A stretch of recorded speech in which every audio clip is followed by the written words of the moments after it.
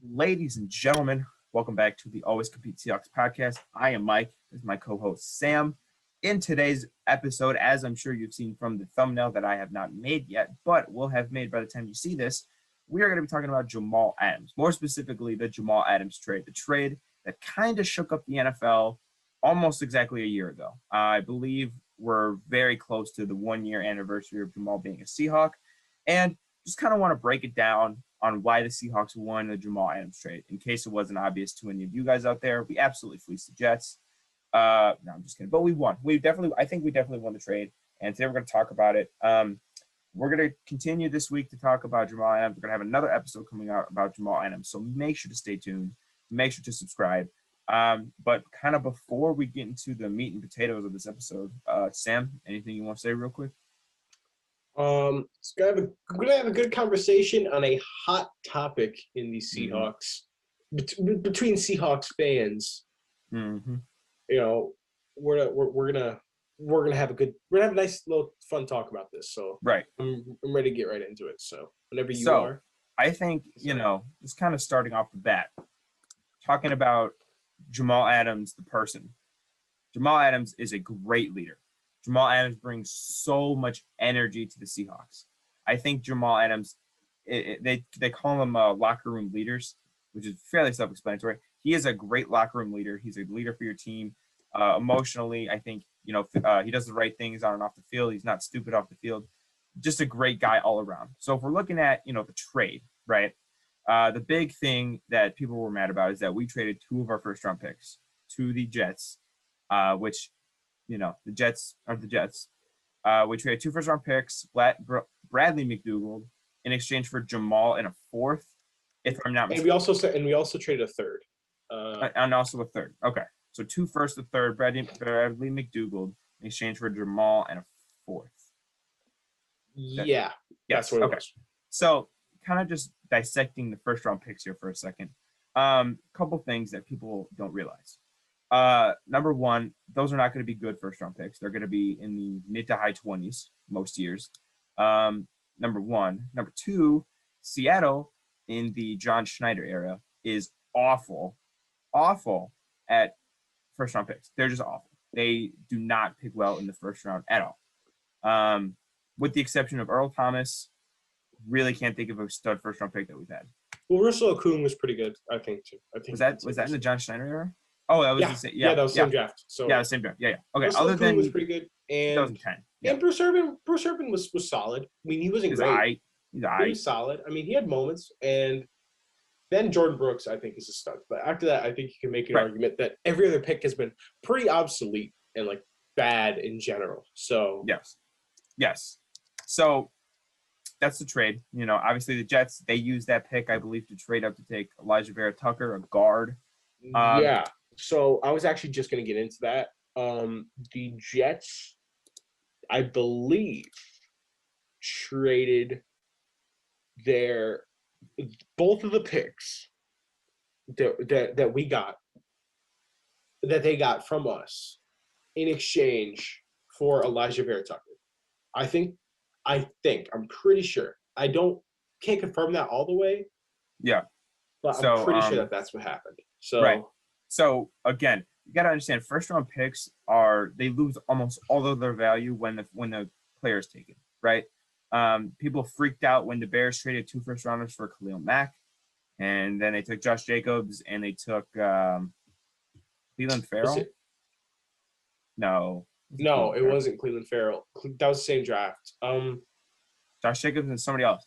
So was it Arnett? Damon Arnett? Yeah. I think it was Damon Arnett. So would you rather have Josh Jacobs and Damon Arnett or Khalil Mack?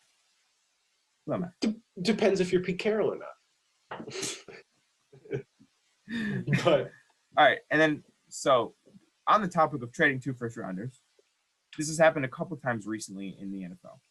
The Bears, like I just mentioned, traded 2 first-rounders to the Raiders for Khalil Mack.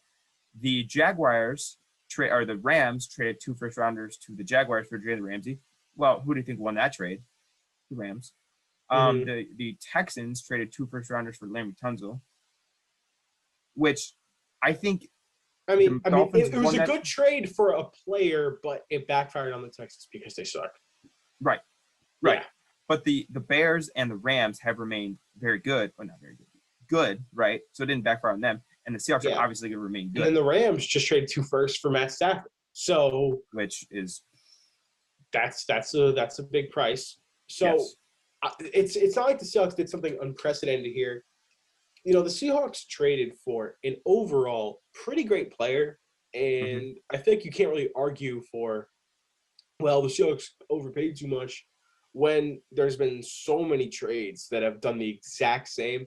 And then they kind of argue, well, it wasn't for an edge rusher or it wasn't for a serious impact player right out of the gate. Well, if you want to make that whole edge rusher debate, let me tell you something. Pull up the pass rushing number, Sam. Khalil Mack had half a sack less than Jamal Adams. In how many less games? Khalil played all 16 games and had half a sack less. In 4 less games, Jamal had more sacks than Khalil Mack. And they're arguing that, Khalil Mack's an edge rusher. That's an impact player. That's an impact player. Wow. Okay, well, it's an impact player. Right. And in fairness, the counter argument is to be, well, it's an edge rusher versus safety. It's much harder. Correct. But production is production. I don't care how you get it. I don't care if my kicker has 9.5 sacks. I don't care. Because at the end of the day, production is production. Numbers don't lie. If Jamal Adams played all 16 games, I think he was projected for like 12 sacks. That is elite edge rusher production. Again, you could say, well, he's a safety. It's easier. Did he have the most sacks by a non-edge rusher this year? I know for a fact he had the most sacks by a defensive back in the history of the game. Ever in what? 12 games? Yeah, 12 games. So that's pretty impressive. And he wasn't even 100% for all 12 games. So you guys are saying that, well, Jamal Adams, he's not an impact player. He's just box safety. He doesn't have a great impact. Jamal Adams, when he came back last year from being injured, made our defense exponentially better. Him and Carlos shot it up like Dogecoin to the moon, baby. Yeah, that defense was unstoppable. Like it was going insane. And I feel like people just kind of don't really if you're not a Seahawks fan, you don't really see that impact. So I can understand being an outsider and be like, well, Jamal Adams got cooked by Stephon Diggs, lost the trade. Jamal Adams sucks. But everybody got cooked by Stephon Diggs last year. So yeah, I mean, even Stephon Gilmore got cooked by Stephon Diggs. So shut up, But obviously, I'm not here to say that Jamal Adams is a better player than Jalen Ramsey, or Jamal Adams is a better player than Laramie Tunsil, or anybody that got traded for 2 firsts. That's not what I'm here to say. I'm here to say that Jamal Adams is well in company of players worth trading for 2 firsts. Absolutely. He's young. He's made multiple All-Pro teams and multiple Pro Bowls. I think he's 3 All-Pros, 3 Pro Bowls. Yeah. So, I mean, Jamal Adams is a guy that's going to lift your defense a couple tiers up. He's a weapon. He can do it all. And I'm really that's another thing I was going to talk about is his versatility. Now, before I get into the versatility aspect of it, let me just address the elephant in the room, if you will. He's blitz boy. He's blitz boy. You can only blitz. Boy. He only blitzes all the time. Which, by the way, any intelligent NFL fan, any sophisticated connoisseur of the National Football League would be able to accurately tell you that he is not, in fact, blitz boy. What he is a great versatile safety. Now, people like to say that he can't cover, and I'll admit there were some plays last year where he wasn't covering well. You got to remember, the dude had a separated shoulder, broke multiple fingers. I mean, the dude. No matter what you say on NFL Twitter, they'll always pop that picture of Cooper Kupp out jumping him. When Jamal Adams couldn't jump because of a groin pull. Yes. Couldn't raise his arm because he had a torn labrum. I don't know if you guys know what a torn labrum. I don't know if you guys know what a torn labrum is. It's when the connection between your arm and your shoulder is literally just torn in half. Ugh. So, just think about that. Yeah. This dude Jamal was walking around like this all week. He can only raise his arm up to here. That's really not his fault. And he was playing with 8 broken fingers all year long. You guys might think I'm joking. The entire year he had broken fingers. Absolutely. The entire year. Like Man is every the game, worst. he taped them up. Every The game. man is the worst piano player of all time. Yeah, he was playing and playing every day, and his fingers got broken. Oh, my fingers. Yeah. And that could be another argument for somebody against Jamal saying, well, he's injury prone, man. This is the only season where he's had injuries like this. He played 12 games. It's not like he missed half the year. He played 12 games. Yeah, he played 12 games, and he's tough, and his attitude is absolutely fantastic. He's a guy who's going to be a fighter every single game. And honestly, he raises the culture and the fans. Honestly, I can't wait till the energy he brings when the 12s are in the stands.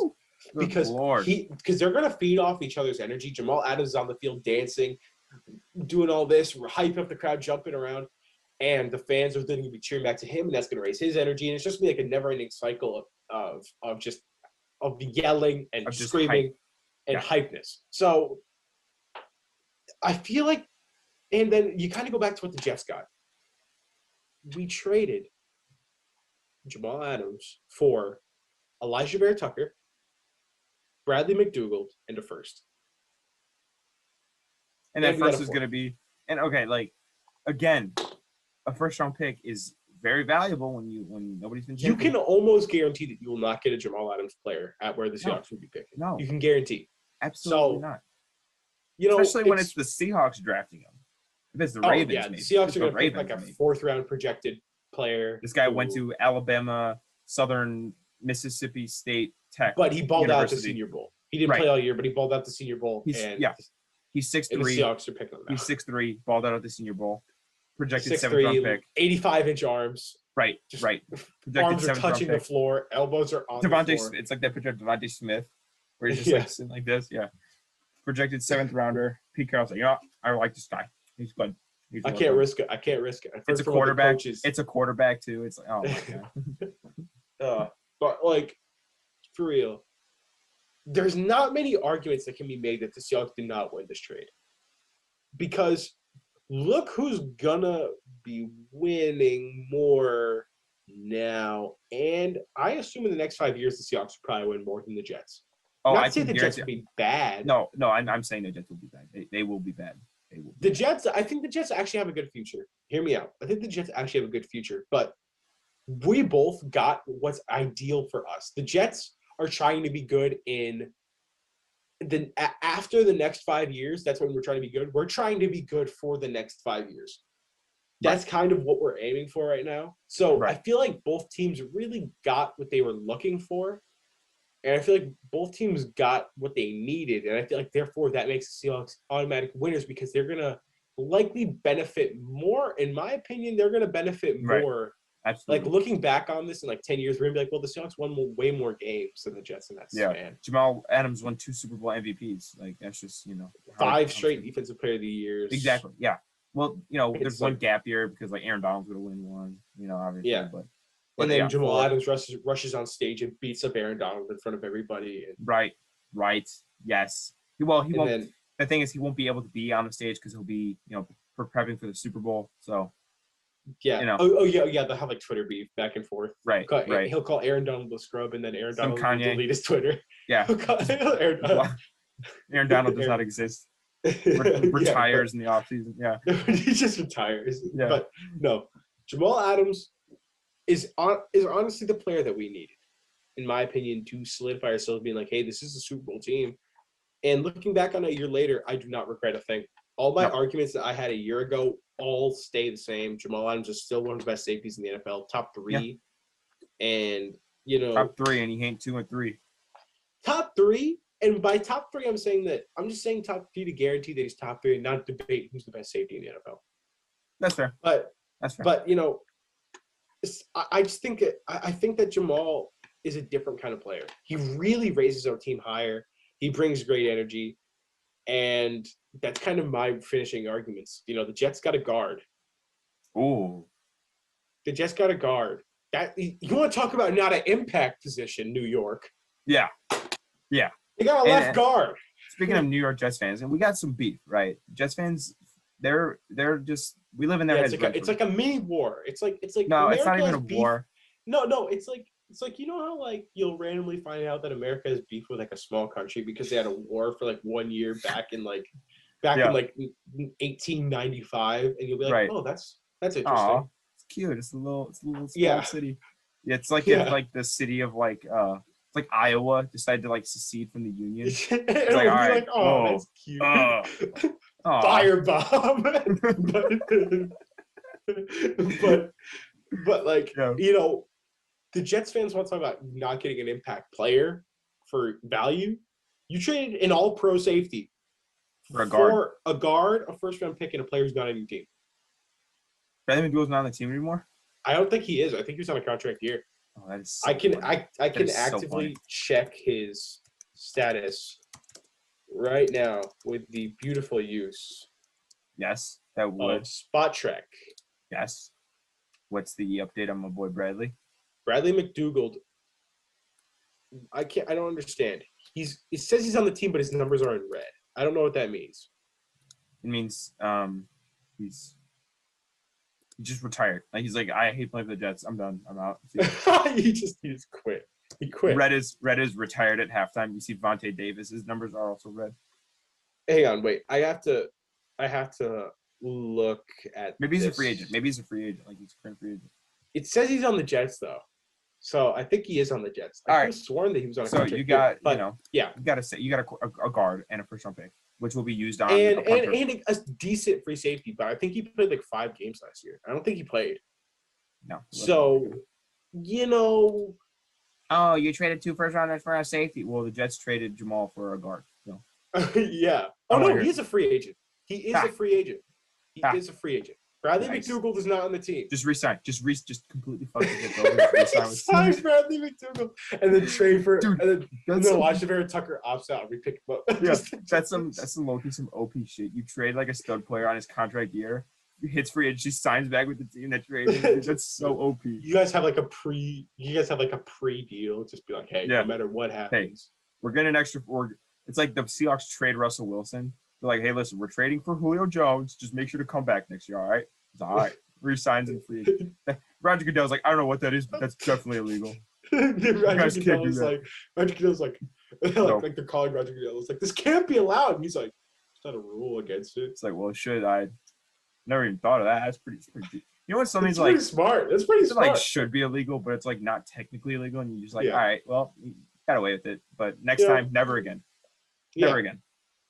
But I think that's going to wrap it up. Overall ending argument, the Seahawks won the Jamal Adams trade because the Jets didn't get an impact player. The Seahawks got an impact player that makes them Super Bowl contenders for the next 5 years. So we appreciate y'all for watching. Please subscribe, drop a like as always, and leave something in the comments. If you're a salty Jets fan that thinks that the Jets are going to win the Super Bowl for the next 5 years, just shut up. Yeah, we typically say just put your opinions in the comments, but if that's your opinion, don't.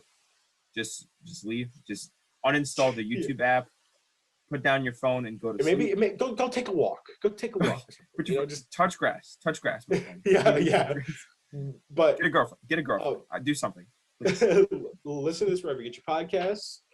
Subscribe to the podcast channel, by the way. I don't know if I ever said that, but on like Apple Podcasts, you can subscribe. So stay tuned for that. Rank us 5 stars. Also, that helps. Leave notifications on. Turn those babies on so you get will them be notified whenever a video drops. And Mike, do you have anything to say? Yeah, my last thing is just, if nothing else, the just pure mic'd up moments that Jamal Adams provides is worth 2 first round picks. So if nothing else, we're getting. I would trade Russell Wilson for Jamal Adams. Yeah, I mean, absolutely. Yeah, I would trade anything. I would trade Patrick Mahomes and Aaron Donald for Jamal Adams mic'd up moments. So it's kind of my opinion there. But I think that's gonna wrap it up. I think. Yeah. Anyways, thank y'all for watching. Peace out.